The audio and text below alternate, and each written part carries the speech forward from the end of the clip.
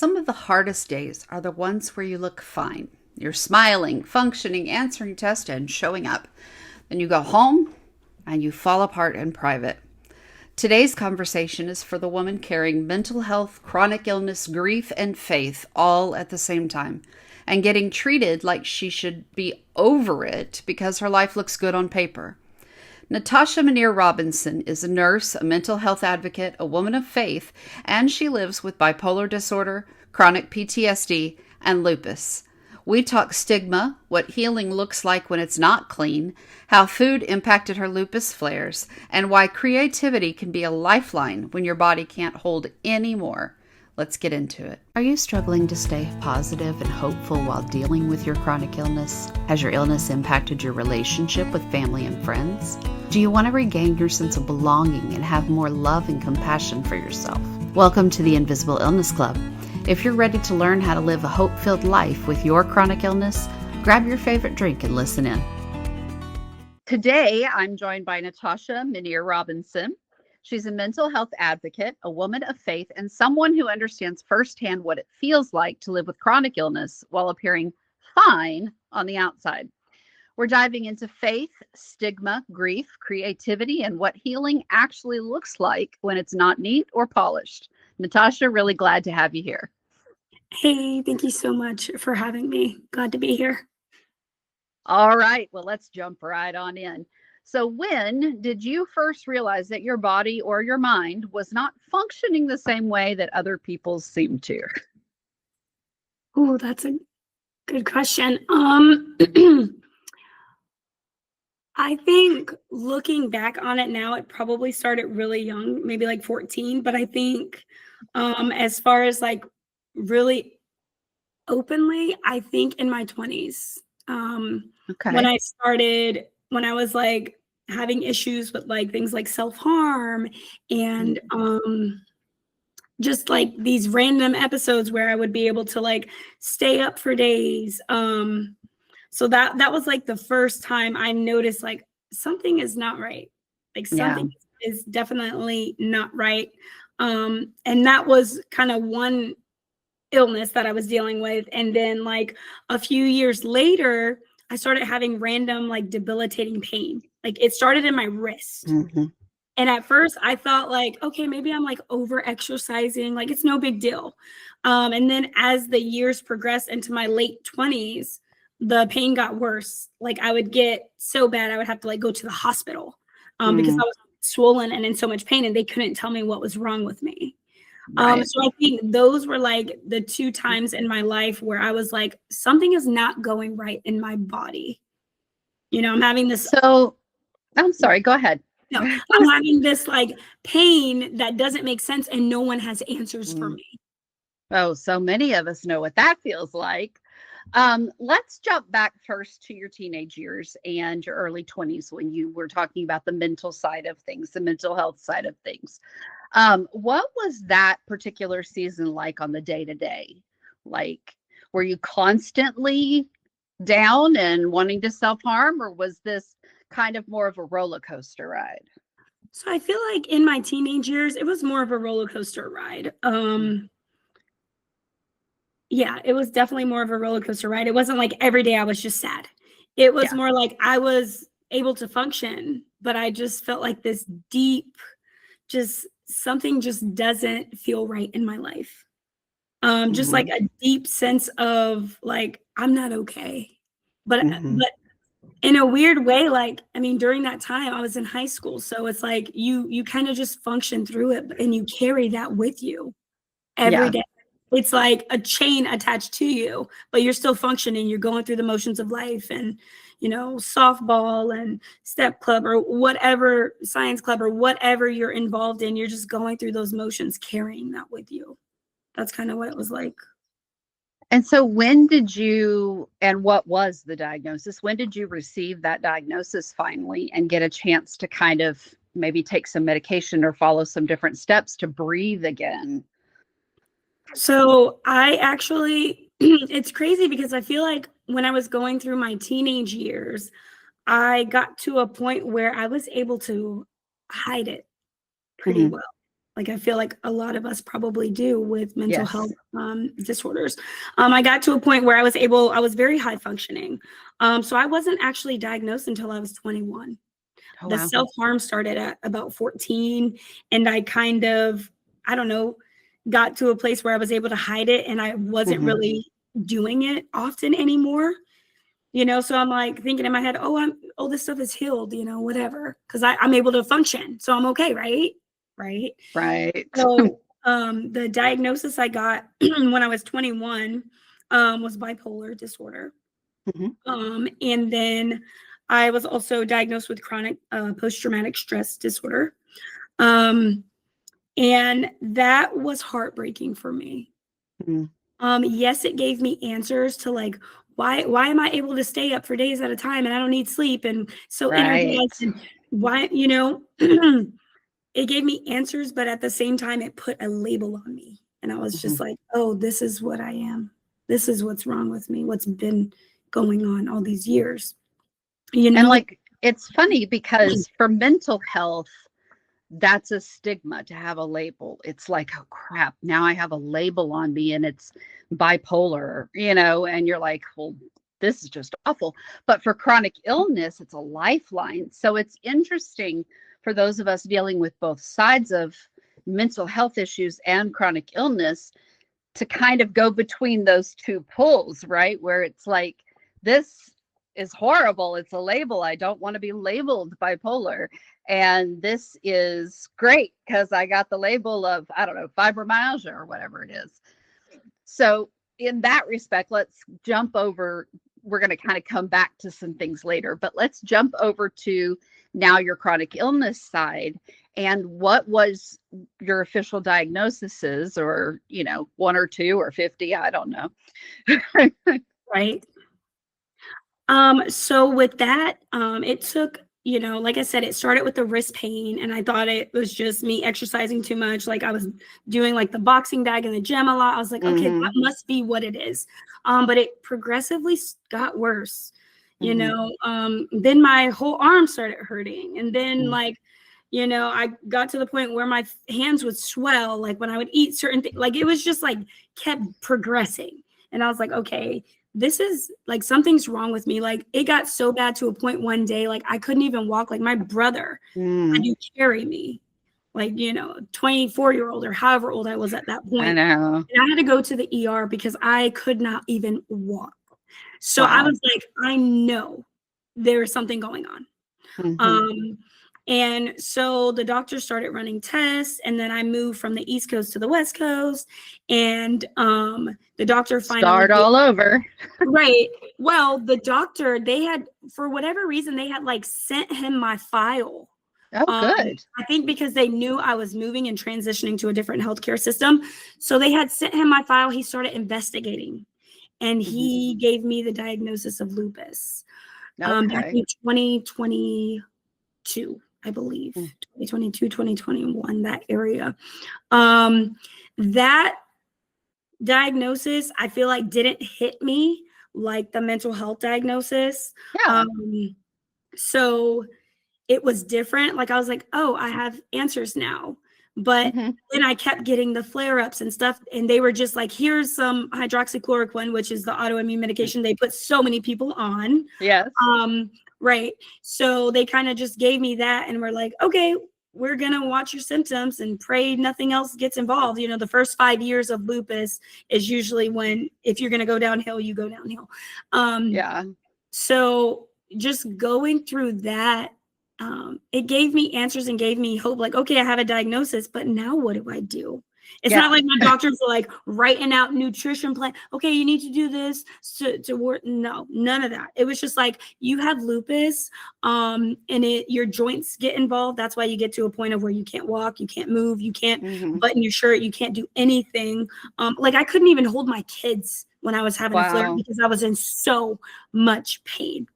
Wow. They had to like give me like one time I was swollen. I went to the ER. They gave me like a very strong pain medication Mm-hmm. just to bring it back down to a tolerable level. I was in so much pain, Yeah. and I know a lot of people with chronic illness like that are in pain, Mm-hmm. and the doctors are just like, well, here's some pain meds, but it's like, how do I keep this from happening again?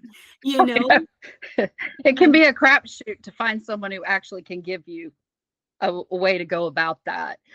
You mentioned something when you were talking about getting your diagnosis. You mentioned that your diet, that food played a huge role in your flares. So when did you start connecting that to your flare-ups? Because I mean, obviously, you know now that it did, but when did you start actually seeing that as a pattern? So I think probably I went to a event with my brother, and I had eaten like steak and chocolate cake and chocolate muffin. I mean, just all Mm-hmm. these things. Like, I Yeah. don't eat this way anymore, but I had one of the worst flare-ups ever. And I was Mm, like, that's weird because I haven't had a flare-up in a few weeks, but all of a sudden I eat all this today and I end up in the ER with swollen right. hands. So I mean, maybe that was the first time I was like, okay, maybe there's some, but I kind of think I kind of dismissed it. And I was like, Mm, as long as I eat healthy, semi-healthy, I'll be okay. I right. didn't think it really hit me until about 2023 when my husband, or my now husband, Mm-hmm. he told me like, hey, I think you should really look into this carnivore thing. Like, I'm hearing all this stuff, and I think you should, really just look into it. So he like gave me information, and like I watched some videos like Kelly Hogan and people like Mm-hmm. that.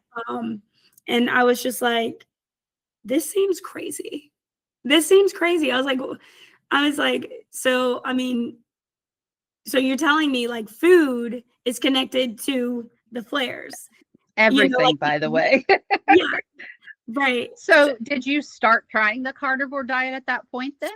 So yeah, at that point I was like, you know what? I keep having flares. They keep just giving me more medication of the same Mhm. medication, switching the dose, taking the dose back, all this stuff. So I was like, what do I have to lose at this Right. point trying this diet? What do I have to lose? So I Right. was like, okay, I'm gonna cold turkey stop all the processed food and everything, and I'm just gonna do it, and I'm gonna see what happens. And my husband was like, okay. So I just jumped into it. And I noticed like the first few days I was feeling good. I was like, okay. But I think with me, I didn't really notice like the irritability, like people say like the keto flu, like where you get like the Right. sugar withdrawals and all that stuff. I didn't really notice having that. Um, Did your so husband? yeah, right. Probably a little bit. Yeah. Yeah, but in general, since I have bipolar, a lot of the symptoms sometimes overlap, Yeah. when it comes to mood and stuff like that. But Right. yeah, the thing that really irritates me though is some people are always like, anytime, a bipolar person is in a bad mood, you're always blaming it on that. And it's like, Right. that's not the cause of every single thing in my life because I'm having a Right. bad day. There's very specific symptoms that go with bipolar, in Right. order for it to be bipolar, diagnosed as bipolar. So I tried this diet, and I started noticing, okay, no flares month after month. Wow. Like, no flares. Oh my gosh, it's been 6 months and I've not had a flare. My doctor was like, what are you doing? And I was like, I Wow. literally just cut out all processed food. I don't eat fruit. I don't eat anything packaged. I literally eat eggs, ground beef, fish, chicken, like, and like olive oil. That's One all. ingredient foods. Yeah. Right. He was just like, he was amazed. My doctor was literally Wow. amazed. Who's been in the field of rheumatology for 20 something years, Yeah. was amazed that I had used my diet and not had flares for 6 months. So the time just kept going and kept going. And I was Mhm. very strict and very committed to my diet. And then by the time I looked up, it was like a year and I had no flares. And I was like, Wow. I don't care what these doctors say, there is something to this diet thing There and is. this disease, this autoimmune disease. It's funny because you're not the first person that I have seen or talked to with lupus specifically that has done the carnivore diet specifically and had their flares either lessened or gone for long periods of time. Okay. Now, of course, if you have any kind of chronic illness, you have that chronic illness for the rest of your life. It's the whole point of chronic. But Right. you can, and especially with some chronic illnesses manage those symptoms so well that it looks like you may not have it for a very long time. Right. So that's awesome. Well, so then let's jump to that whole you look fine thing, right? Because now you really do, and you hardly ever have flares. How nice is that? Right. But what does it feel like to look fine on the outside, but we are not feeling fine on the inside? And you can answer this either with chronic illness or mental health. I'm okay with either or both. So that's a really good question. So I think that people expect me, like, I feel like I've always been what I call myself as a parent pleaser. Okay. Mm-hmm. I've always went out of my way to do everything my parents wanted me to do.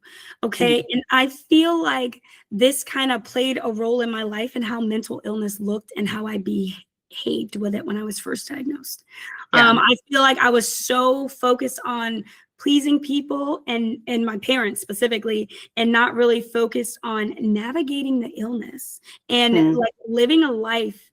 Like, where am I? How does Natasha fit in with this diagnosis and with these symptoms? Right. You know, because I was so focused on other people. So I feel like I wasted so much time not taking my meds, going here, going there, being this, like, until I got to a place, like probably in my mid-20s, where I was like, I can't keep being hospitalized for this. Like this can't continue. This cannot be my life, you know? So I think I got to a place of where I was just like, I'm ready for change. Like, I need to look up therapy. I need to look up some medication. And believe me, they tried me on so many meds, which I'm sure a lot of other people can say the same for a chronic illness. They will try everything, throw everything at you. Right? See what's going to work for your body chemistry. Right. You know, so I think just in that aspect, it wasn't until I really found healing and like admitted to myself, okay, these are the symptoms I have. This is what they say the diagnosis is. How can I navigate this? How can I heal from this? How can I like live with this and have a good life? So I think just, you know, people, you know, expect me, like my parents and my family have always just expected me to just, oh, you're fine. You're fine. Like your life is great. Like you have a great husband, you have great kids, you have a career. Like, what do you mean? You're a million things to be thankful for and no problems in the world. Right. Yes. But it's like, even in like my current season of life, like I'm going through grief right now. I lost my sister not too long ago, and I had a miscarriage, you know, not too long ago. So it's like, even with that, and then dealing with mental health and chronic, I mean, on top of it, it's just like, they still expect me to be fine. I feel like my parents, our relationship has changed and grown so much in such a healthy way. They give me the space, but people on the outside, they're like, oh, you have like, why are you sad? What do you mean you're sad? What do you mean you're depressed? What do you mean your mental health is going downhill? And I'm just like, just because I am able to function with these illnesses, you're not with me in those moments where I'm on the floor crying. You're not with me in those moments where I'm texting 988 needing to talk to somebody because I just feel like I'm just so lost or so like, you're not in those moments with me praying out to God, asking God for healing. Like, so it's like what you see, okay, you see me, you see, oh, Natasha's doing this, she's doing that, but you don't see me when I'm behind closed doors. You know, and what I am really going through. So I feel like people, just because you have things going on in your life that seem well, they have this expectation on you. Oh, you look fine. You must be fine. Like you look great. Like, what do you mean? You know, and it's like, yeah, but I'm still dealing with pain in my body. Sometimes I'm still dealing with fatigue. Sometimes I'm still dealing with depressive episodes sometimes. And while, you know, I do believe I am in the process of being healed, it is still something that I am carrying and I'm working through day by day and trying to find different things I can do in my life and my diet and my spiritual life, like where I can find that healing.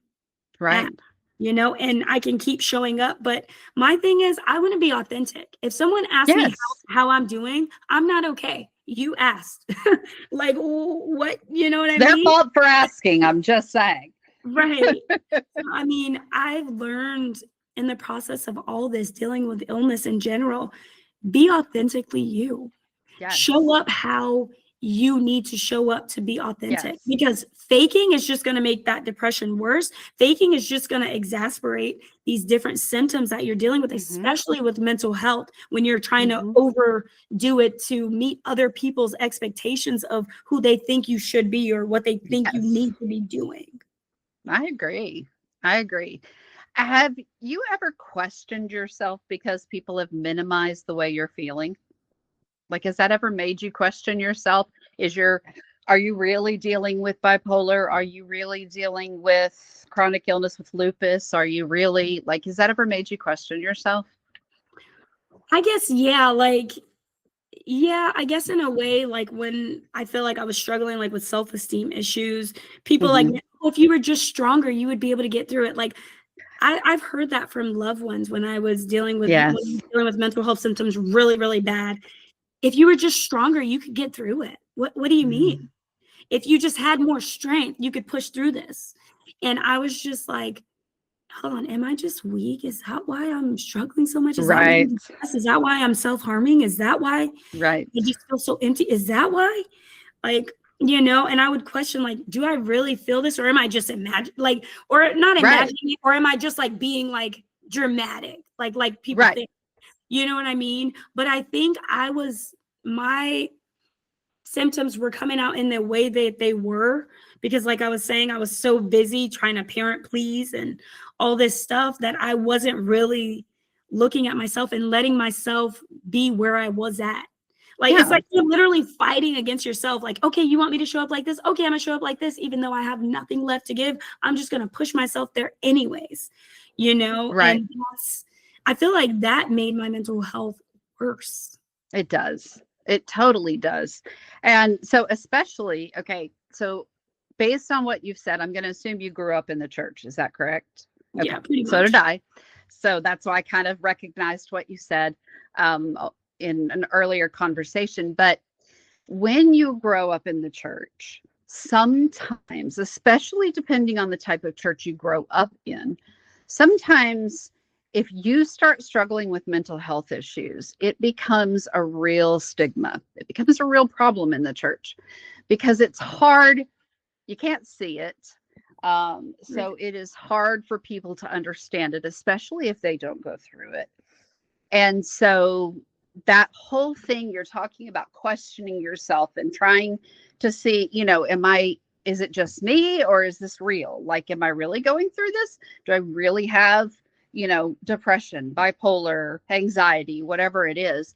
And yes, by the way, people, you can have any and all of those issues and still be in the church, love God, grow up as a Christian or become a Christian and still not have those things taken away from you, just like chronic illness and everything else. You can have cancer and still love God, know God loves you, and God doesn't take the cancer away. There are reasons that we're allowed to go through things. That's a whole different podcast episode. But the point being, it brings this real stigma to us where we question ourselves and we're like, well, do I just not have enough faith? Did I not pray enough? Do I not believe enough? Am I not strong enough? Like you're talking about, that we all kind of just go through that. What did all of this do to your relationship with God through the process and then where you are now? So I think, like in my teenage years, I wasn't really like I was like here and there with church. My parents had Hmm. divorced, kind of like left the church that all of us like were growing up in. So Hmm. we were kind of going here, going there, kind of thing. So I felt like very far away from God. Like I didn't even like include him. Yeah. Honestly, I'm just being 100% transparent right now. Like during that time in my life when I was a teenager and Right. I was self-harming and I was, you know, and even with that, I think a lot of things that went on for me, because I was also in the military. I think Okay. some of the things that went on with me exasperated like symptoms. And that's why Right. I ended up with the diagnosis when I did. But I felt like God was very far away from me. And even in my 20s, like I felt like I was trying to seek God, but I was seeking more of what I thought was best for me rather than seeking God. Right. So anytime I felt better, I stopped taking the meds. Yeah. Anytime I felt like what it was all about me, what I want, what Right. I'm gonna do. God was not in that situation anywhere. Right. And then I think 2021, I think I got baptized and started recommitting my life to God. And I Right. knew, I still knew I was ill, and I still knew I had a lot of healing to do. So I just found myself seeking God, like in Yeah. ways I never have before in my life. And then I finally found a church where I was living at the time, and I started going there because I had been searching around for a church, but it just something kept being off. I kept going here, there, and I Yeah. was like, that's not it. That's not it. And then I finally found my church, my people, and I was just like, God was just like, this is home. This is it, and just everything started lining up, and I started, doing Bible study and getting more in God's word and getting a better understanding. I think Search for Truth. Have you ever done that Bible study or heard of it? No. No. Okay. So I started doing like different Bible studies with different people in the church, just getting more information on who God is, and what he wants for us, so I started diving deeper and deeper. I was doing counseling at the time, natural counseling. And then we also did like spiritual counseling, like with our pastor, as time went on. And I think I just recognized like, I am going to be stuck in this circle forever if God is not somewhere, because I'm doing this out of my own strength. I'm doing it my own way, my own will, and I was just like, I want to surrender. Like, I want to fully surrender, not just say like, oh, okay, I go to church on Sundays, I'm surrendered. Like, no. Everything I have, I want to give to God. Talents, money, everything I have, I want to give to God. So I got to a place where I was just like, okay, God, yes to your will, yes to your way. And I think over the last couple of months, my relationship has gotten even stronger, and my walk with God has gotten even stronger because of the loss and the miscarriage, and just knowing God knows best. Despite what I go through right now in this life, God knows best, and he has always shown up for me. And even in small ways, even when he was outside of the picture, he showed up for me. I remember I got into a really bad accident before I had left for the military. I truly know God protected me. That car was flipped over crazy. I mean, God literally was still protecting me. Even though I was not seeking him, he was still right there waiting for me. Right. Hey, I'm here. I'm waiting, and it's became so clear to me over the last few years in my walk with God. Surrender and worship is more about how you live rather than what you say, Agree. So I think that's kind of where I am. And even though I still do have my bad days, and I still am struggling with grief, and I still do struggle with irritability and fatigue sometimes, I know that God is a healer. I know I am healed from where I started from. I know he has brought me so far in my healing using different methods, acupuncture and EMDR therapy, and therapy with our pastor, just different ways God has stepped in and used other people to help me heal, so I can see that, and it's so clear. Dude, EMDR is no joke. I love it.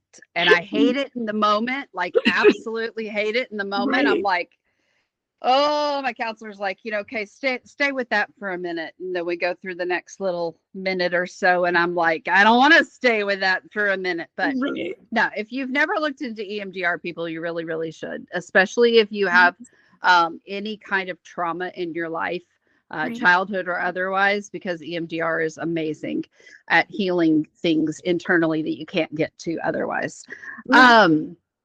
So let me ask you, what is something that you wish churches and church communities specifically understood better about mental health? What I wish they understood better. Um, Or at all? Maybe they don't understand it at all. I think based on like what you said, like you can still have a depressed day or depressed episode and still love God and still be walking with God and still be a Christ follower. You can't just Mhm. say like, "Oh, you're not a Christian or you're not a Christ follower because you are depressed and Christ followers aren't depressed." I mean, we have Right. so many accounts in the Bible. Jesus was sad. I mean, like Paul was in jail. I'm sure he wasn't happy to be there. So it's like Oh, we experience different emotions, but I think the determining factor is who are you seeking or what are mhm. you seeking in those moments of despair, in those moments of sadness, hopelessness, Right. fatigue. Who are you reaching for? Are you reaching for Right. God, or are you reaching for, like, I don't know, some addiction, swiping, whatever it Right. is. I think that's what is really important. But I feel like I just wish churches acknowledge more, like, you can be sick and still love God and still walk with Yes. God and still be used by God, you So know? many of us, even the two of us sitting right here on this conversation, we are still sick, and yet we still have a walk with God. Amen. That is so true. And I do believe in healing, and I do believe my healing is coming. And it is possible. Healing looks different for everybody. It does. Healing may not mean like, oh, okay, I don't have the disease. Like they took the test and it's gone. It could be like, I don't have flare-ups for the next 25 years of my life, Yeah. or, something like that. Yeah. So healing can look different and it comes in different ways for different people. Yes. Sometimes healing can be physical. Boy, Right. would I love that. I mean, let's just be real. All of us would love a physical healing. Okay. Amen. That Right. would be phenomenal. But some of us are never going to see that physical healing. Healing in that respect could be one of two things. Well, I think it is both things, in my opinion. It's emotional and mental, because we have a lot of things that we go through with chronic illness that God can heal the mental and emotional side of that for us. But Right. also the final healing. Listen, the scripture says that when you get to heaven, there will be no more tears, there will be no more pain. Okay. That is the ultimate healing. That is the ultimate hope that those of us that have Christ hold on to in the middle of all this mess that we live with, because we can't always get rid of everything that's going on in our life, right? Right. You're going to be bipolar. That's just the way it is. But the ultimate healing is no more pain, no more tears, no more bipolar, no more fibromyalgia, no more lupus, no more MS, no more whatever it is that you've got going on in your life. By the time you get to heaven, if you have that walk with Christ, there will be no more. That is the final hope that all of us hold on to. It's just, it's the best piece. Right. Okay, so you've talked a little bit about having creative outlets, correct? Right. Okay, so how does creativity, and what does that look like for you, help you process what your body can't hold? Because we can only hold on to something for so long Right. before we have to get it out, or we're going to have a physical problem. Right. It manifests as a physical problem. You are Mm-hmm. 100% right about that. Yep. So for me, I think writing has always been my go-to. Even Mm-hmm. as a little girl, I remember writing poems. They were pretty silly. But looking back at it now, that was my brain trying to process what was going Right. on in me. And even into my 20s, when I wrote my first book, 10 years ago, actually, this October, that's what I was I was like, this pain is so heavy Mm-hmm.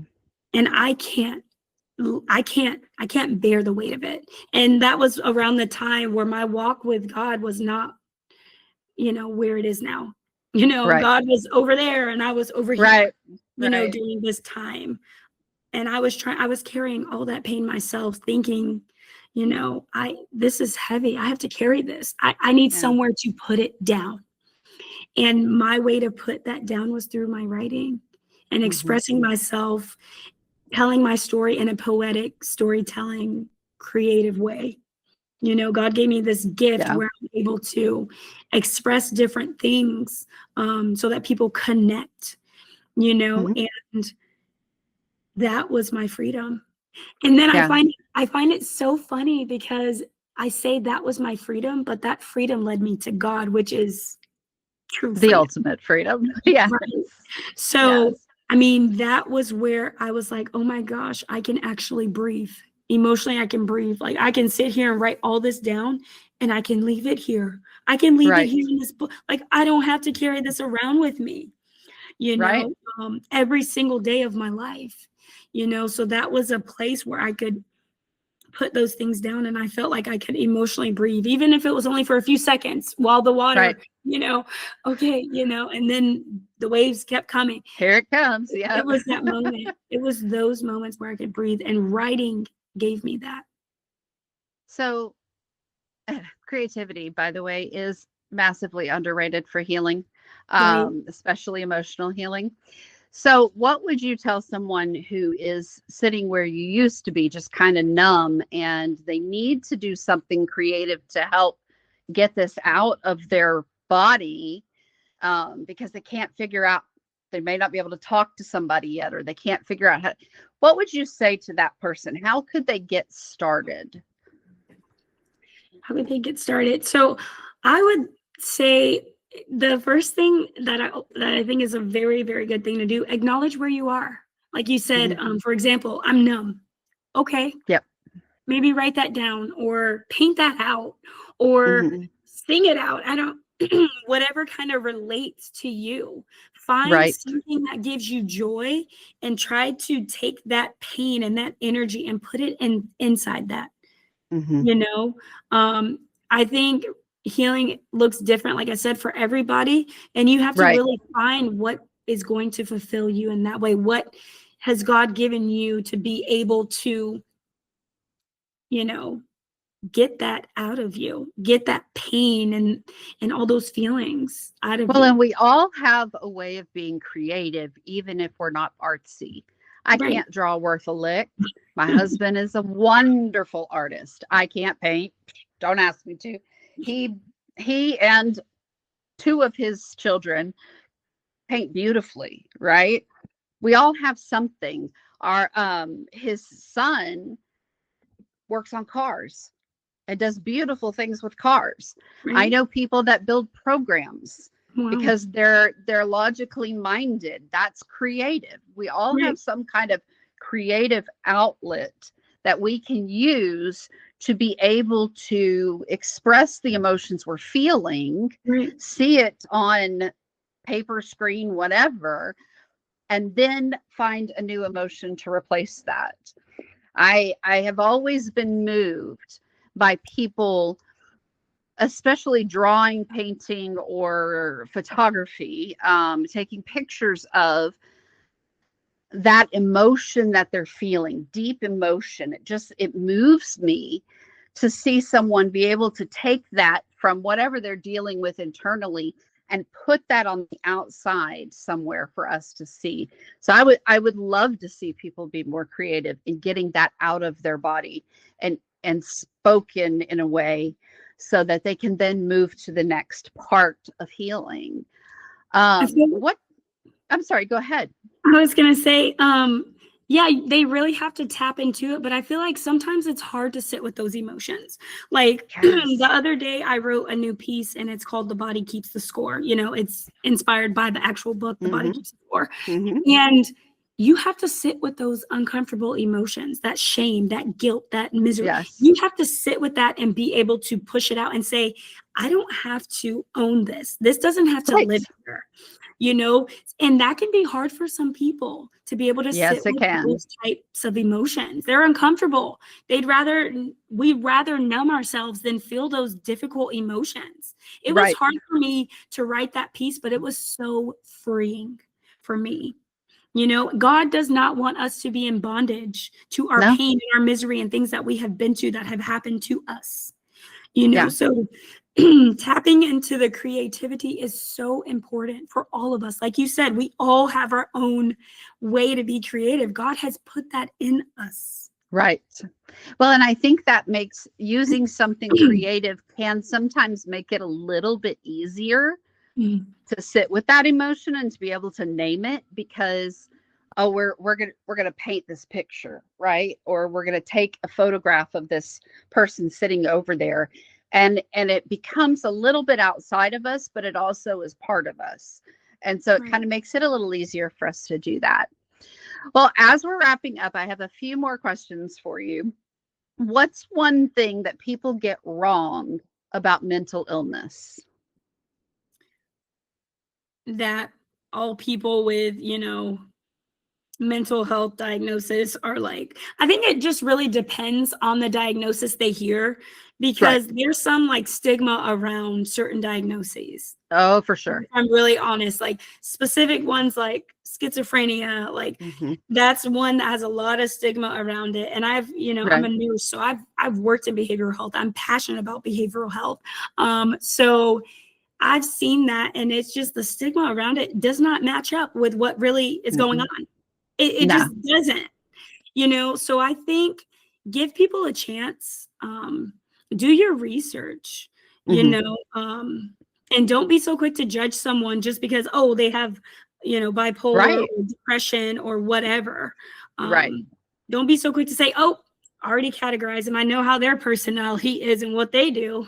Right. Because not everybody's the same with the same diagnosis. So, Again, that's so true. Body yes. chemistry and the way symptoms manifest can look different for each person. Yes. For instance, like for me, for some people, a manic episode can be like staying up, gambling, doing all that. For me, a manic episode is getting all of the things on my to-do list done. Yeah.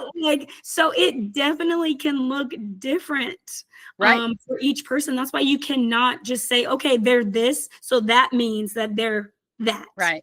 and Exactly. that it's going to present this way. And that's just give people a chance, just in general, and don't be so quick to judge people based off of a diagnosis. That's good words.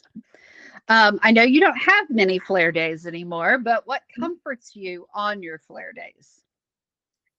I feel like if I do have a flare, I'm like, what did I eat? What did I do different? Did I use like I like start going down the list because I'm like, no, no, no. I'm So not you going don't back. let yourself be comforted. I get it. Okay. You just want to figure out what you did wrong. I try to figure out what I did wrong, but at the same time, sometimes I may just be tired and it may just Yeah. be like a mini flare, like, because Right. fatigue is one of the things that kind of just is very general, goes with a lot of Right. autoimmune disease. So, I mean, I think just try to give myself grace and just say, you know what, it's okay that I'm here today. It's okay that I'm tired Yeah. today. Is there one sentence that you wish someone had said to you earlier in your life? Digging a little deeper on that one. God has not forgotten you. Oh, love that. If there is a woman listening right now feeling unseen, spiritually confused, trying to figure all this out, what would you say to her? I would say, look up. Mhm. um, no, I would tell her, oh man, there's so many things. I What's the would just most important thing she needs to hear right now? that she's loved, that she was created Mhm. for a purpose. Like all your pain is not pointless. Like God sees Yeah. you, He knows you, He made you, and I would just really want her to know that, because a lot of the time people can get lost in all this Yeah. noise of the world and they forget about what God says, Mm. about them and who He made them to be. So very true. Well, Natasha, where can people connect with you, get your book, find out about what you're doing these days, and maybe work with you in some capacity? Where can they find you? All the places. So they can find me at natasharobinson.com. I'm also on Instagram, Natasha_R_Rob. Yeah, they can just connect with me any of those places, and my books are on Amazon. Awesome. Fantastic. All of those will be in the show notes so that you can go grab any of those links and get to know Natasha a little bit more. Thank you, Natasha, for joining us today, for talking about mental health and God and chronic illness and how all of it fits together. I so appreciate you being here. Thank you for having me. Thanks for hanging out with me today. If this episode spoke to you, share it with a friend who gets it. And if you haven't yet, be sure to subscribe so you don't miss what's coming next. Until then, take care of yourself. You're doing better than you think.